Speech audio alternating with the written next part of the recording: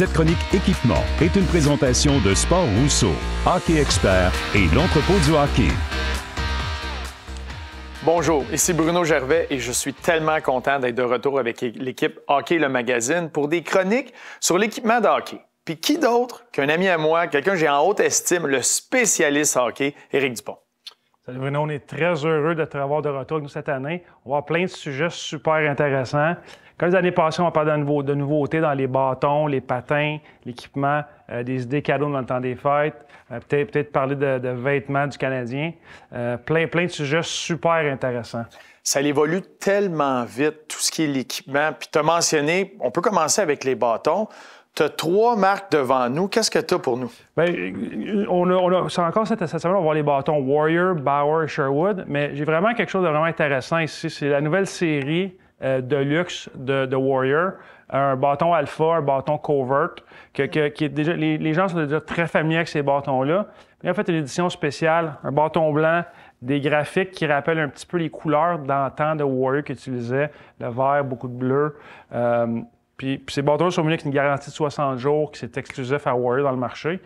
Donc, c'est vraiment quelque chose à découvrir. On devrait en voir beaucoup des bâtons comme ceux-ci sur les patinoires du Québec. Oui, mais je vois ça aller. Des fois, une garantie de 60 jours, c'est pas une mauvaise chose. Je pense que les parents vont apprécier, tout ceux-là, les consommateurs vont apprécier. Ouais. Tout à fait, oui. Puis une petite mention spéciale, encore un bâton Warrior, le Covert QR6 Pro qui est disponible depuis tout près de 12 mois. Cette année, une petite nouveauté, on a ajouté le Warrior a ajouté le nom de Ivan Demidov sur la manche. Demidov va utiliser les bâtons Warrior cette saison. Il devient un représentant de la marque. Donc, ça devrait être un bâton très populaire, considérant que Demidov, comme à Montréal, il est de plus en plus populaire. Puis on salue la gang de Warrior. Il y a une grosse gang ici au Québec là, pour Warrior qui innove aussi très rapidement pour tout ce qui est de l'équipement. Exact. Puis tu as aussi un retour, hein? Sherwood a fait un retour assez fort, puis on le voit de plus en plus dans le marché. Exact. Depuis 2018, depuis que la corporation Canadian Tire a acheté Sherwood, ils ont investi quand même beaucoup de dollars avec des joueurs, des développements de produits. Puis le nouveau bâton de cette année, c'est le Wrecker Morph Pro, qui est celui utilisé entre autres par Juraj Slafkovský des Canadiens, et évidemment Connor Bedard des Blackhawks, qui a vraiment aidé à propulser les bâtons Wrecker il y a 2 ans. Puis ça, c'est vraiment une continuité de la série. C'est un bâton qui est quand même de plus en plus populaire chez les jeunes. Avec la technologie. Là tu as une compagnie ici que ça fait longtemps qu'ils sont là, mais qui continue d'innover puis d'y aller de produits de qualité. Exact. Bauer a acquis Easton il y a peut-être 7 ou 8 ans environ. Puis avec certaines technologies que Easton utilisait, que Bauer a amené au marché, dont le Twitch Taper du Flylight, c'est pas la même chose, c'est un dérivé.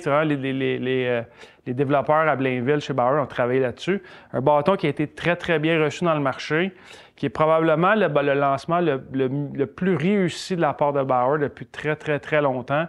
Et puis, on en voit énormément de ces bâtons-là sur les patinoires au Québec. Wow, très intéressant. Puis, je remarque, là, parce qu'on a différentes marques, tu as mentionné le Warrior, le Sherwood, puis le Bauer.